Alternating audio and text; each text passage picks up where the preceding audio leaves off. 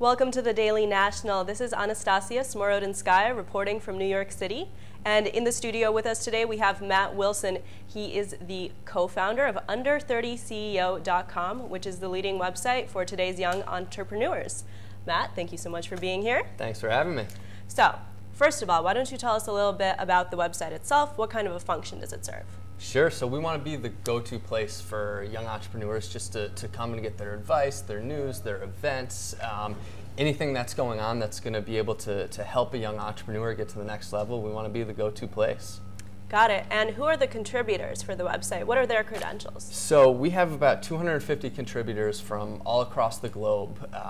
Anybody who has run a successful business before, people are writing into us all the time and saying, "Hey, I'm going through this thing in my business. I would love to share it with the readers. Here's the hook." And so we've been able to amass just a great contributor base from all over, much like the Huffington Post, who will really take that person who wants the platform to write and speak about what their expertise is. All right, great. And let's backtrack a little. Starting up a website like this is a pretty big endeavor in itself. Tell me about how you got started. Our first website was actually built in India for $175. Wow. And it was an absolute mess. There were misspellings in the header.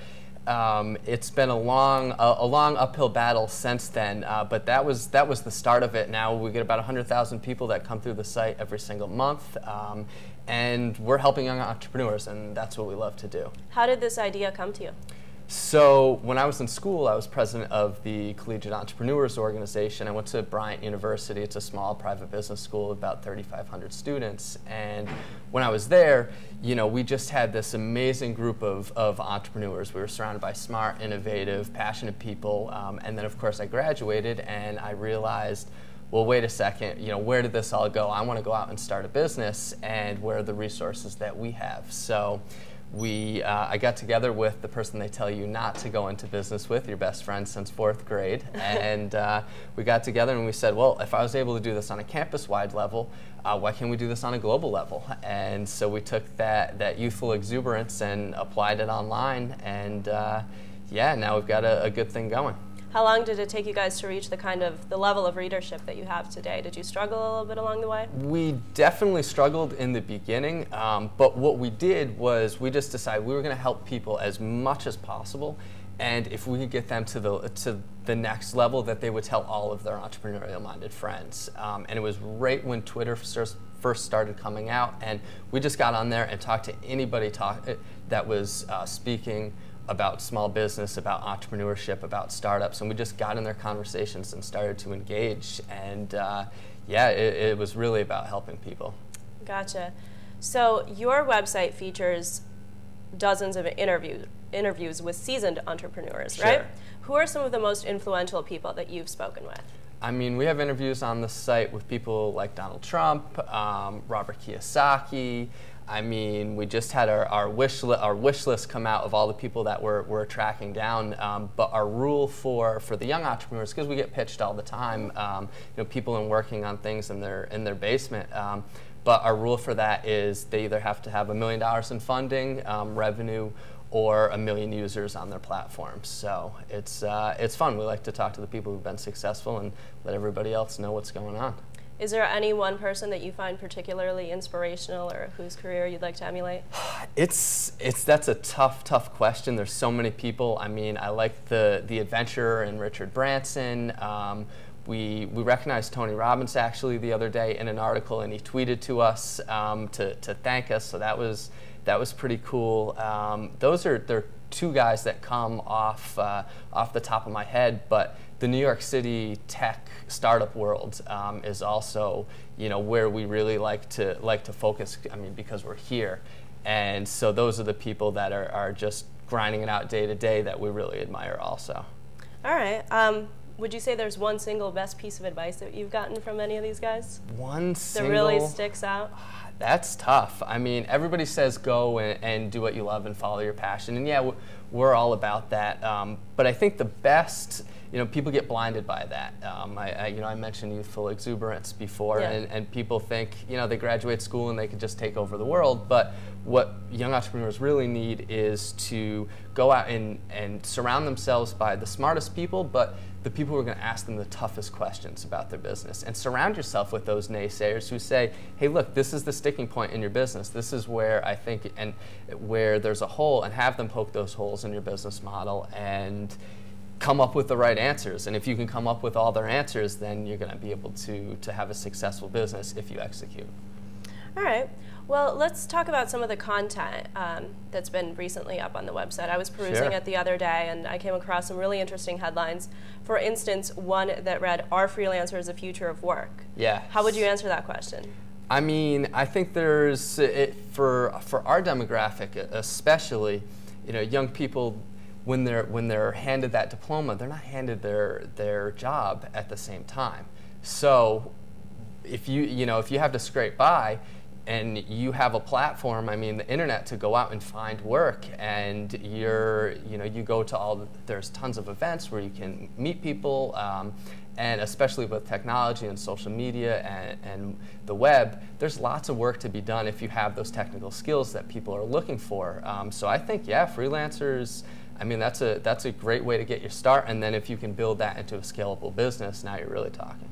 Right, but if it does become the future of work, like everyone's going to rely on freelancers, don't you think there might be a downside to that? People losing job stability and benefits. There definitely is. I think it's good for the businesses to hire contractors, especially if you're doing work for startups. I mean, I don't think that the Fortune 500s and the big corporations are going to be hiring freelancers left and right. But for the small businesses, I've done a lot of contract work and freelance stuff for startups, and that helps them not grow too quickly and then go into the red, and then you're in all sorts of trouble. So yeah, I think freelance has definitely a future, especially in a down economy. Right. How about another headline that I saw that really piqued my curiosity? The top 10 countries to start a business in. Yes. Does it make sense to take a business abroad right now? I mean, I was actually disappointed by that article because the United States was not in that top 10. Our neighbors in Canada were, but if you're looking at developing markets, it certainly makes sense. I mean, if you think about all the things that are going on in the United States, we have all these great technologies that can easily be applied to other markets. So if you're looking to capitalize, if the niche is already capitalized here, then you can look at all these other countries, and I mean, it's a gold rush right now, I think, to be honest. What are some of the good ones, the good places to go?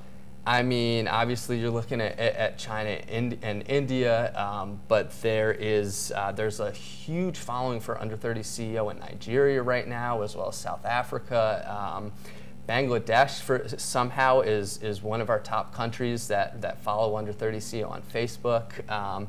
Yeah, so there's a lot of outliers that you wouldn't normally think. But yeah, a lot of good places to make some money right now. What about Eastern Europe? Eastern Europe, definitely. It's not something that I know a ton about. The rest of Europe is in a little bit of trouble right now, but right. Well, that's what I'm talking about. Eastern, I think. Yeah. I think the little former Soviet republics might be a good place to go. But moving on, what about Twitter? Your website really emphasizes the importance of using Twitter. Can you kind of elaborate on the significance of Twitter and other social media in doing business today? Sure. I mean, like we said, we were able to build our business just off of a $175 website developed in India and a Twitter account. And I have other friends who have been on Good Morning America, and they started their business with $50 in a Twitter account. And the ability to connect in those conversations with the markets that you're looking to sell to, I mean, all over the globe, you can say, hey, there's somebody talking about this certain industry in whatever country, Uzbekistan, and you can be talking to that person and getting real-time feedback. So it's pretty amazing. So yeah, we definitely love Twitter, and it's helped us grow the following for the site. Of course. Overall, would you say it's wise to just start a brand new business right now? There are obviously a lot of disadvantages with the economic climate. Are there any advantages that you can think of to doing it, right now?